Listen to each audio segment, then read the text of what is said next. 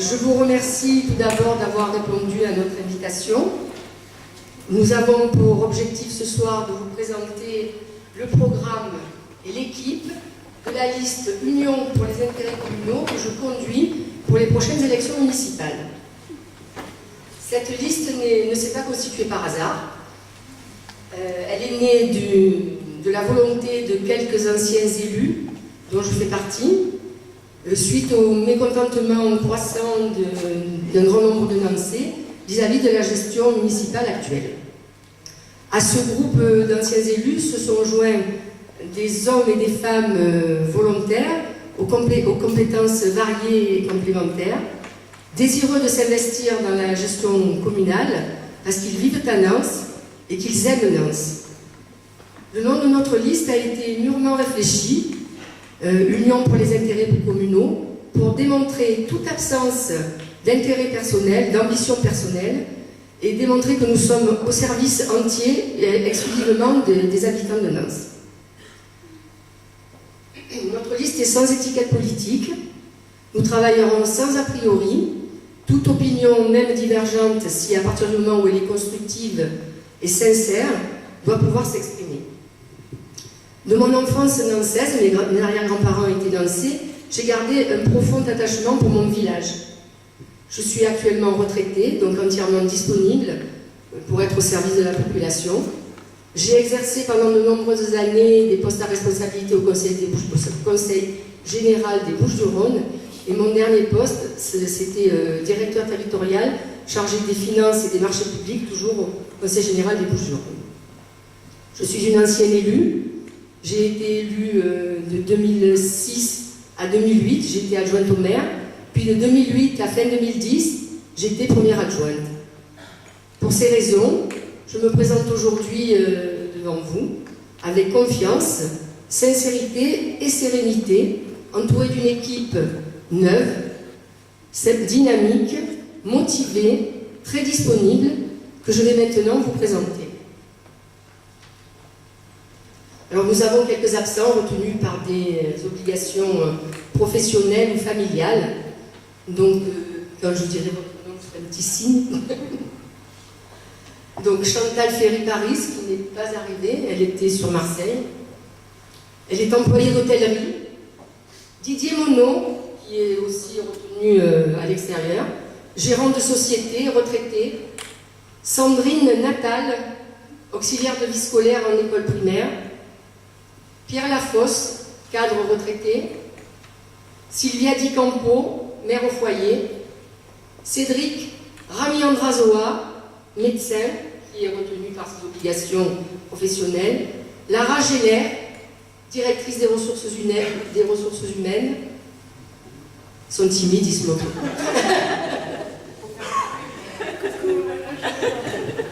Brian Marty, étudiant en école de gendarmerie. Sandra Musella, référente de cabinet de tutelle. Daniel Martini, technicien et électricien retraité. Sabine Pernuy, cadre à la Caisse primaire d'assurance maladie. Christian Calmette, ingénieur de la vision. Un petit coin. Josiane Judicelli, assistante de direction. Gilbert Sarrazin, qui n'est pas là, agent territorial retraité. Estelle Calwert, infirmière. Éric Pagy, technicien en électrotechnique. Christian Ortega, inspecteur à l'assurance maladie. Sophie Ferry, secrétaire, mais également très impliquée dans la vie associative nançaise. Bernard Marty, cadre DF retraité. Karine Ranieri, cadre commercial et administratif. Frédéric Santaniello, juriste, administrateur de biens, ancien élu. Marie-Josée Massol, cadre communication retraité. Gilbert Soucy, agent de maîtrise SNCF, retraité, ancien élu. Yolande Ortega, femme au foyer, ancienne élue. Et enfin Jean-Jacques Huisser, chef de projet au Conseil général du Var, ancien élu. Vous avez pu constater que cette équipe dispose de compétences variées et complémentaires dans des domaines juridiques, administratifs, financiers, techniques, médicale, sociale, vie associative, jeunesse, j'en passe. Nous aurons bien besoin de toutes ces compétences pour mener à bien le programme que nous avons préparé pour les 6 années à venir. Ce programme s'articule autour de 6 axes majeurs, tous centrés sur votre qualité de vie. Le premier englobe l'urbanisme, l'environnement, le cadre de vie, bien entendu les travaux. Notre objectif principal, c'est de préserver l'identité du village et respecter son cadre naturel. S'il est normal que Nans s'agrandisse pour assumer le renouvellement des générations et accueillir de nouveaux habitants, son développement doit se faire dans le respect de son cadre naturel exceptionnel et de son identité. Nous y serons très vigilants. Il faudra bien sûr pour cela adapter le PLU dans le respect du PADD et du SPOT. Je souligne au passage que contrairement aux idées reçues, le PLU a été voté par la municipalité actuellement en place au mois de mai 2011 à l'unanimité. Ensuite, le problème du logement. Constitution d'un parc de logements conventionnés diversifiés. Vous savez tous combien il est difficile de se loger à Nans. Les loyers sont élevés et les logements du centre-ville sont souvent vétustes, voire insalubres. Cependant, dans ce domaine-là, nous partageons la compétence avec la communauté de communes Sainte-Baume-Mont-Aurélien qui établit le PLH. Le PLH, c'est la programmation de la construction des logements pour les 6 années à venir. Donc ce PLH a été approuvé en conseil municipal pour Nans-les-Pins en juin 2012, puis il a été entériné en décembre 2012 en conseil communautaire. Donc nous sommes engagés dans ce PLH. Donc le seul engagement aujourd'hui que nous pouvons prendre envers vous par rapport au logement, c'est d'être très vigilants sur 3 points: les choix architecturaux, les lieux d'implantation et aussi les conditions d'attribution. Nous veillerons à ce qu'ils soient en priorité destinés aux Nancéens. Nancy dispose d'un patrimoine naturel et historique remarquable qu'il est indispensable de sauvegarder et de valoriser. Vous avez pu lire dans la presse que le site du Vieux-Nance a été classé comme site historique par décret d'août 2013. Il faut savoir que ce classement a été initié en 2007 par une délibération du juin 2007 et que dès 2010, un avis favorable avait été accordé par la DREAL, qui est la direction régionale de l'environnement, du logement, et un avis favorable avait été accordé. Cependant, il faut souligner que ce classement n'aurait pas été possible sans le travail remarquable qui a été fait par l'association Nans Autrefois depuis des années. C'est grâce au travail qui a été fait, sur lequel s'est appuyée la municipalité pour demander le classement, et c'est grâce à ça qu'on a abouti à ce résultat. Par ailleurs, le chemin des Rois, qui est un site historique et naturel exceptionnel également, en 2009 a été constitué à l'initiative des communes du plan d'Obs et de Nans, l'association du chemin des Rois, qui avait en charge d'entretenir ce chemin et de restaurer les oratoires, puisque nous avons sur la commune de Nans 3 oratoires. L'oratoire de Miette a été restauré en 2010, il en restait 2 sur la commune, ce qu'a fait la municipalité en place. Un est terminé, le second sera terminé, je crois, au printemps prochain. Donc il faut continuer ce travail, mais nous nous appuierons bien sûr, là encore, il faut souligner le travail des bénévoles de l'association, sans lequel là aussi ça n'aurait pas été possible, la commune à elle seule n'aurait pas pu faire ce travail, puisque je crois qu'on leur a délégué la maîtrise d'ouvrage. Et là encore, nous nous appuierons pour continuer à le valoriser et à l'entretenir sur les bénévoles de l'association du Chemin des Rois. Il y a également la chapelle de la Miséricorde qui est en piteux état et qui mérite un sérieux coup de neuf et de jeune. Elle ne doit pas se délabrer, on ne peut pas laisser faire ça. Voilà pour le patrimoine. Ensuite, nous avons pour objectif d'entretenir, rénover, sécuriser les voies, les chemins et les bâtiments communaux. Vous avez pu constater quand même l'état assez lamentable des chemins communaux, ainsi que du parcours de la Ferrage. Nous mettrons en place un programme pluriannuel qui permettra de prioriser les besoins, non seulement pour les chemins, mais aussi pour les bâtiments. Nous mettrons en place des marchés publics à bonne commande de services et d'entretien qui permettront de faire face à la demande, même en cas d'urgence, tout en respectant les conditions de mise en concurrence qui s'impose à toute collectivité. Ça nous permettra d'être très réactifs pour ne pas passer par les procédures de marché public qui, vous le savez, sont très longues. Donc là, si les marchés sont déjà en place, il n'y a plus qu'à commander aux entreprises qui auront été retenues. La réalisation, l'extension et la mise aux normes de la caserne des pompiers. Alors ça, c'est encore un problème épineux. Beaucoup de choses ont été promises au cours des dernières années. Il n'est pas question de promettre la construction d'une caserne. Bien entendu, d'abord, cela ne relève pas de la compétence de la commune et de celle du département. Et à notre connaissance, ce n'est pas à l'ordre du jour dans un futur proche.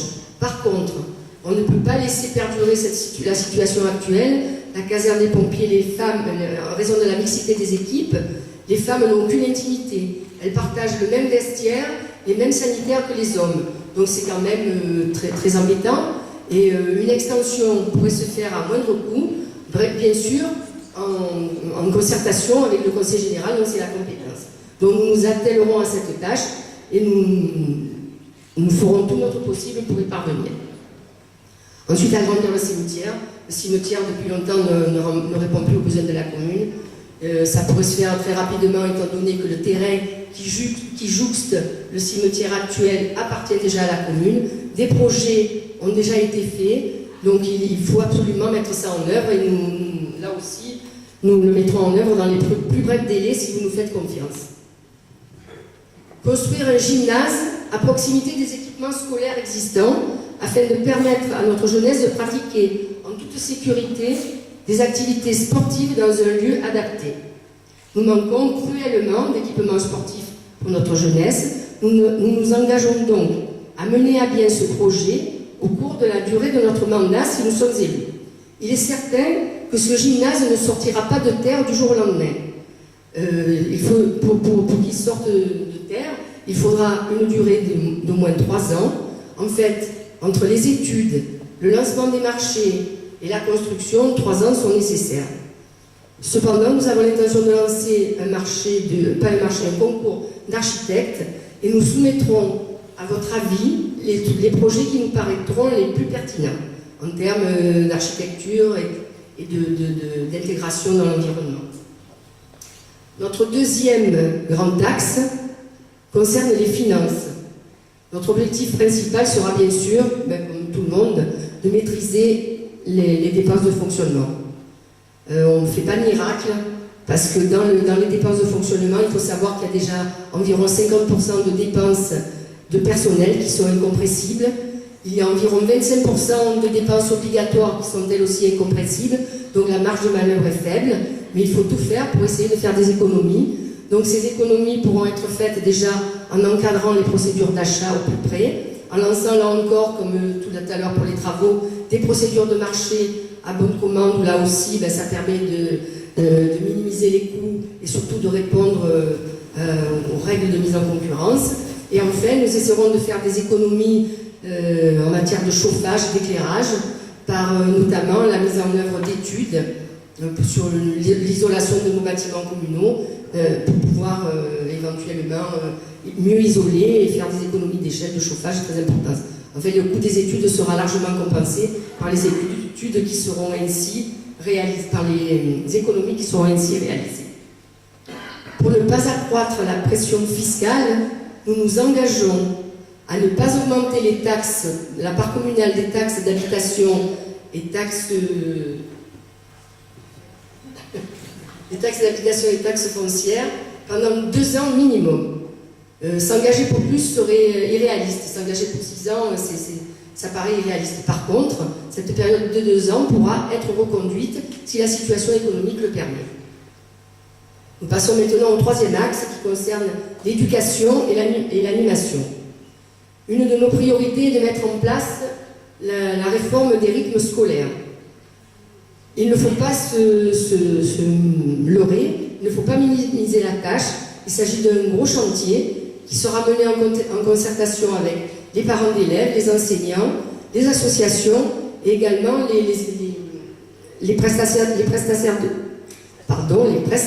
de services en matière de garde d'enfants et d'accueil de loisirs.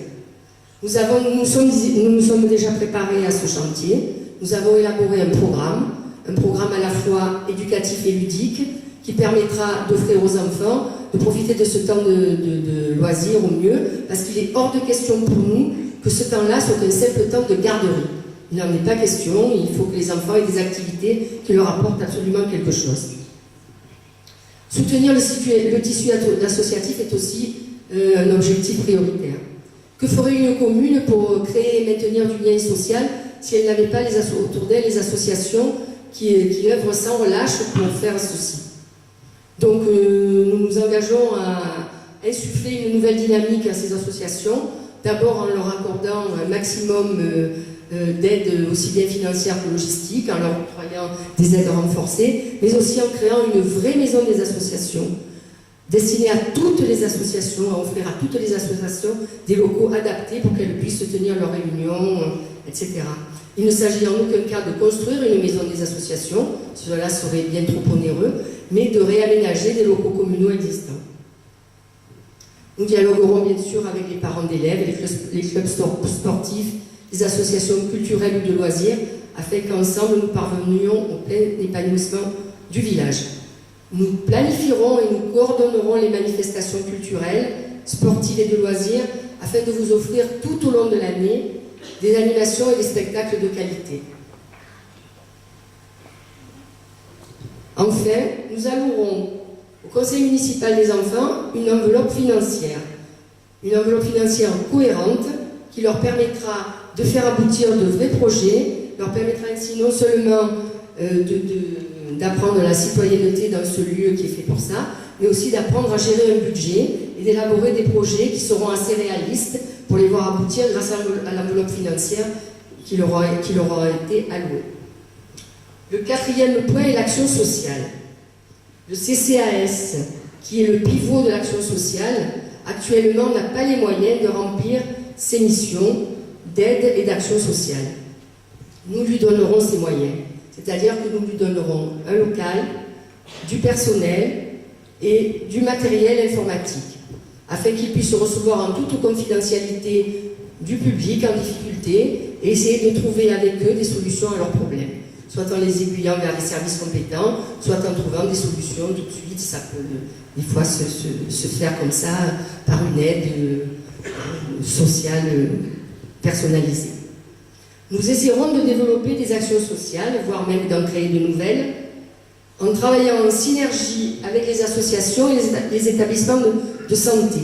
Ça sera dans le cadre des aides au maintien à domicile, portage de repas, petits travaux, mise en place d'une navette par exemple pour les déplacements hors de la commune. Il n'est pas question de nous substituer aux associations qui font déjà ce genre de choses et qui le font très bien. Il est seulement question de leur apporter une aide complémentaire pour les aider au maximum dans la prise en compte des besoins de nos anciens et aussi des personnes handicapées. Nous essaierons aussi de développer les permanences des divers organismes sociaux afin d'apporter une aide dans les démarches administratives. Ce sera par exemple la CPAM, la CAF, les services sociaux pour l'emploi. Mais bien entendu, là, nous sommes tributaires de ce que pourront faire ces organismes sociaux, mais nous sommes prêts à les rencontrer et à voir avec eux ce qu'ils peuvent faire pour nous aider à développer ou implanter de nouvelles permanences de ce style. Ensuite, alors le point important aussi pour nous, c'est la sécurité. Donc nous avons pour objectif de renforcer la sécurité des biens et des personnes au sens large. Le dispositif de vidéosurveillance qui a été installé est un excellent outil dans la lutte contre la délinquance. Mais ce n'est qu'un outil complémentaire. Il ne peut pas se substituer au travail de la police municipale qui doit continuer à avoir une présence sur le terrain. Il est indispensable que cette présence perdure. Donc il faudra optimiser les heures d'ouverture du poste de police afin de vous rendre le service maximum que vous êtes en droit d'attendre en matière de sécurité. Enfin, nous évaluerons le dispositif de vidéosurveillance pour éventuellement le renforcer et même le redéployer si besoin. Et il y a un point qui nous tient particulièrement à cœur, c'est la sécurisation des cheminements piétonniers, notamment aux abords des arrêts de bus et des lotissements, route de Marseille et route de Brignoles. Cette sécurisation est indispensable et urgente afin de permettre à nos enfants et à tout piéton d'ailleurs de se déplacer en toute sécurité. Rien n'a été fait dans ce sens depuis 3 ans. Pourtant, un projet avait été initié en 2009 avec le Conseil général, donc vous pouvez voir l'ébauche de ce projet, pour l'entrée de ville route de Brignoles. Le coût restant à la charge de la commune étant de l'ordre de 150 000 €, ce qui est peu au regard de la sécurité de nos enfants. Ce projet, présenté à la municipalité actuelle, n'a pourtant pas retenu son attention. En réduisant certaines prestations d'ordre esthétique seulement et que nous nuirons en rien à la sécurité, il est tout à fait possible de réaliser ce type de travaux à la fois route de Brignoles et route de Marseille. Si vous nous faites confiance, ce sera l'une de nos priorités dès le début du mandat. D'autant que le Conseil général du Var a déjà programmé et budgétisé ce projet, et donc ça pourra être fait très très rapidement. Il faut souligner par ailleurs que les radars qui sont pédagogiques installés en entrée de ville ne peuvent à eux seuls faire changer les comportements des automobilistes sans des aménagements routiers adaptés. Enfin, le 6e axe, c'est la communication où tout est à faire. Pour nous, la priorité, c'est de rétablir le lien de proximité qui n'existe plus. L'ensemble de l'équipe municipale sera à votre écoute et à votre disposition. Nous nous engageons à répondre rapidement aux demandes de rendez-vous que vous pourriez formuler et à être quotidiennement à vos côtés pour la résolution de vos problèmes. Nous vous informerons régulièrement des actions entreprises par la publication d'un bulletin municipal trimestriel avec, en fonction de l'actualité, parution de bulletins spéciaux. Enfin, nous repenserons entièrement le site internet afin qu'il réponde à vos attentes. Et c'est un véritable lien entre vous et vos élus, donc nous en ferons vraiment un site à la fois interactif et intéressant. Voilà, vous voyez que nos projets vont tous dans le sens du mieux vivre. Ils sont parfaitement réalistes, réfléchis et donc réalisables. Nous travaillons déjà depuis plusieurs mois sur les dossiers prioritaires. Nous serons donc prêts à nous mettre au travail dès le lendemain de l'élection, si vous nous faites confiance, les 23 et 30 mars prochains. Je précise cependant que là, nous n'avons abordé que les grandes lignes des 6 grands axes de notre programme. En effet, ce serait trop long de développer ici tous les projets sur lesquels nous avons déjà travaillé et les projets que nous comptons encore travailler d'ici l'élection, puisqu'il y a encore un peu plus d'1 mois et nous travaillons sans relâche sur tous ces projets. Donc cette liste est loin d'être exhaustive, mais elles nous permettront de faire du Lens de demain un village où il fait bon vivre. Donc les 23 et 30 mars prochains, donnez-nous la possibilité de les réaliser à votre seul bénéfice. Je vous remercie de m'avoir écouté. J'espère que je n'ai pas été trop longue. Si vous avez des questions, mon équipe et moi-même sommes là et nous sommes prêts à répondre à vos questions autour du verre de l'amitié que je vous invite à partager. Merci à tous.